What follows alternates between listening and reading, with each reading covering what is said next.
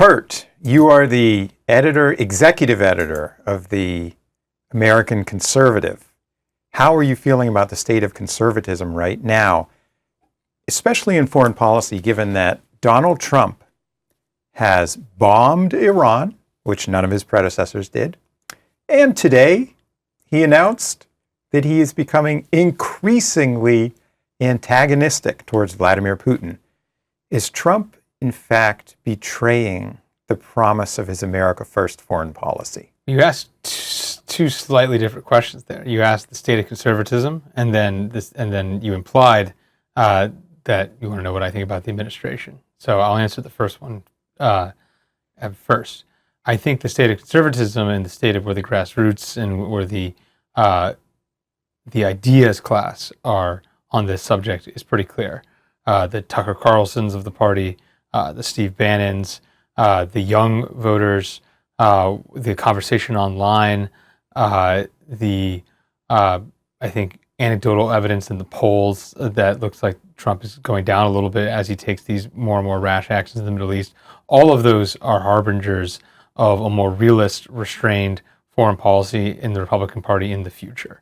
And I think that to an extent, the interpretation of that is driving Israeli actions to an extent. That there's a impression within the Netanyahu contingent that they are perhaps running out of time. They have a decade at most to get maximum extractions out of a Republican administration, maybe just the Trump administration, maybe a Trump Vance or a Vance presidency, but that the young voters on the right are turning quickly against the Israeli hardline.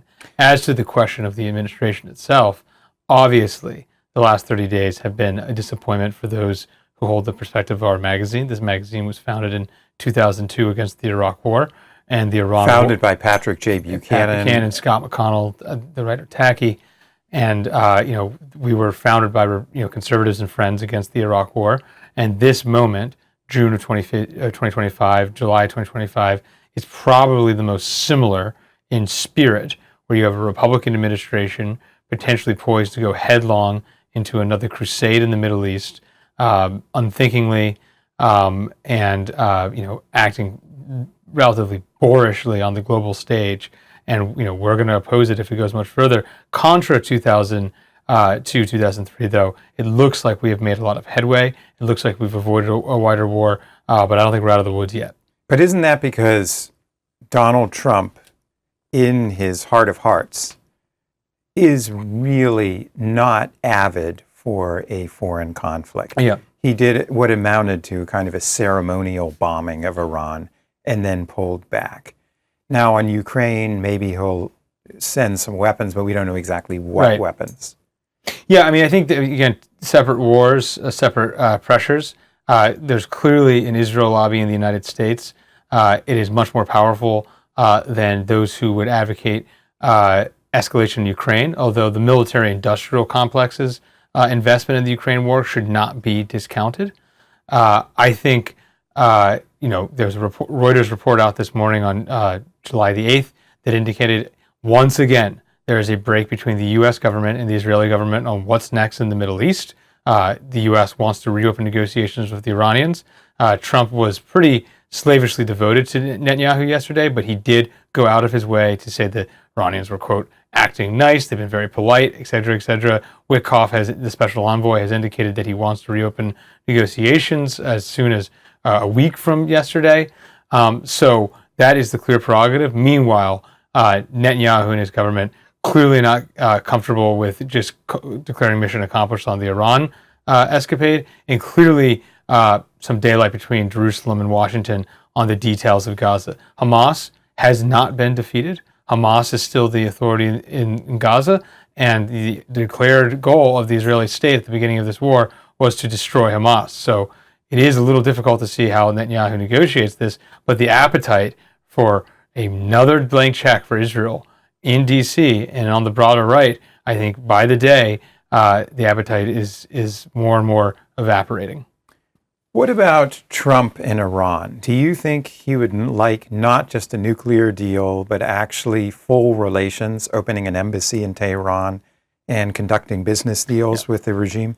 Yeah, I don't think he cares. I think he would. I think the Syria example is pretty much the example of how Trump will roll on a quote a rogue state or a rogue regime, absent pressure to do the opposite. So it looks as if the Netanyahu government has no real objection, although it's complex, no real objection to the normalization between the U.S. and Ahmed al-Shara's Syria.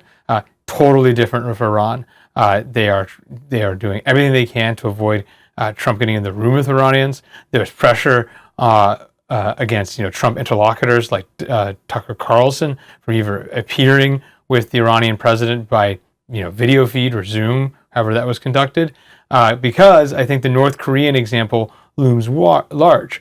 This time in the first Trump administration, it was fire and fury, little rocket man, and then by 2019, Trump was shaking hands with Kim Jong-un. And while there wasn't a durable framework, the U.S.-North Korea informal relationship between the principals was pretty durable from 19 to 20.